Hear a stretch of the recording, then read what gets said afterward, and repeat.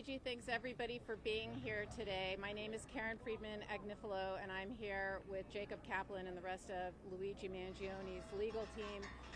My intention was not to give a press conference, not to give remarks, and not to speak outside of court, because I think the most important thing is to speak in court on the record. But since video cameras, the application for a video of today's proceeding was denied, I thought I would give the remarks that I gave in court out here so that the people who are interested in hearing what's happening to Luigi Mangione can hear what's happening to Luigi Mangione. So I'm going to do my best to stick to the remarks that were given in court.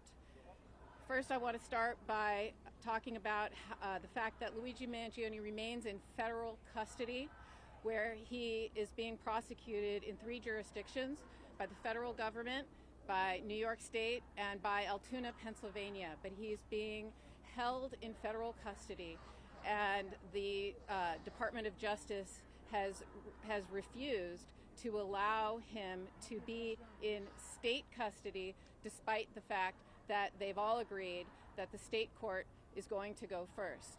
Now, this is problematic for several reasons. Number one, the federal government is still considering whether to execute Luigi and considering whether to seek the death penalty. So we are fighting that simultaneously while going first here in state court.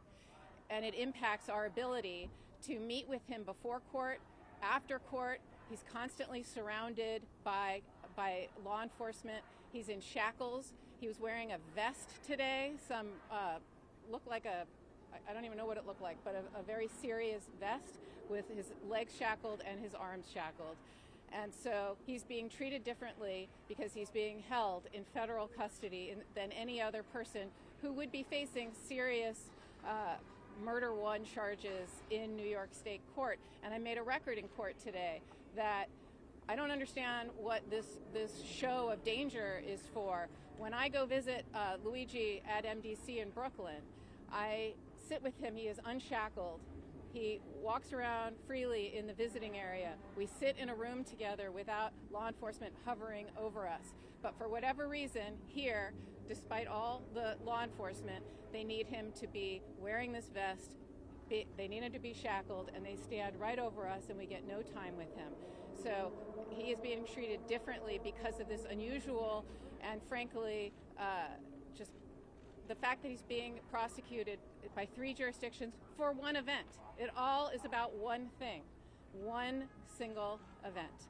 So we object to that. We also made a record today that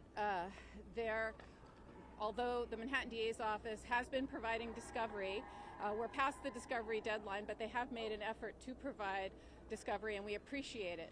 But what we haven't received is the police paperwork from New York City. We haven't received any of, they call them DD5s. Those are the follow-up police reports that detectives write.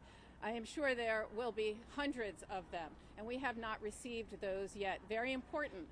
We've also just today received the discovery regarding the arrest in the Altoona case, and we've received a little of that previously, and we are concerned that Luigi's constitutional rights were violated in Pennsylvania, and there are serious search and seizure issues that will be litigated in that case in Pennsylvania and in this case here and in the federal case, because it is alleged that Luigi had a gun on him and had other property on him that they are going to use against him in all of the cases. And if there is a search and seizure issue, and again, we have to review all of the paperwork and camera footage when we receive it before we say definitively whether we think there is one. But so far what we are seeing is we think there is a serious search and seizure issue.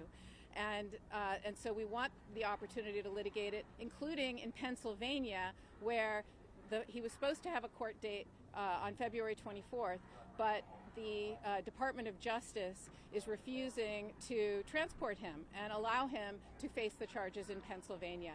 So he cannot litigate those issues in Pennsylvania. And which brings me to the most important point that we made today, which is Luigi's right to a fair trial is being infringed upon because he is being publicly treated as guilty and as having the presumption of guilt as opposed to the presumption of innocence, which is what he is entitled to. And although, of course, I understand the NYPD's need for a press conference before an arrest or after an arrest, which they did here. I didn't like it, but they did it, and I understood it.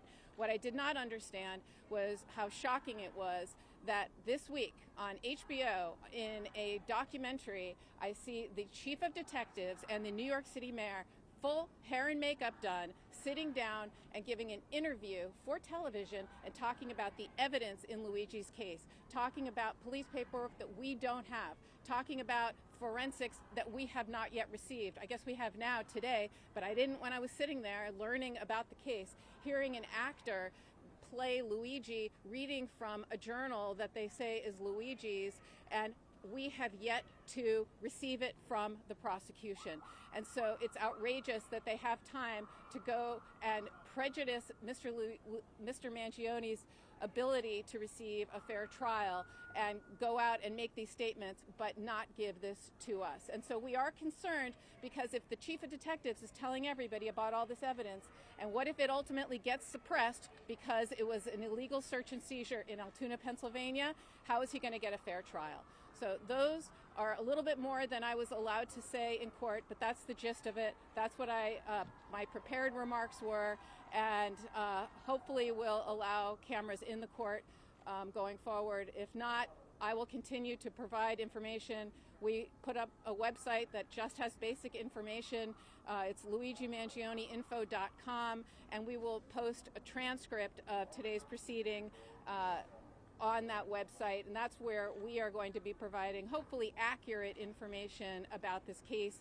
I apologize, I'm not going to take any questions, and I'm not going to make any other out-of-court statements, because this is truly intended just to be a recitation of what happened in court. But one last thing is, Luigi really wanted to thank the supporters for being here, and we all appreciate it very much. Thank you so much.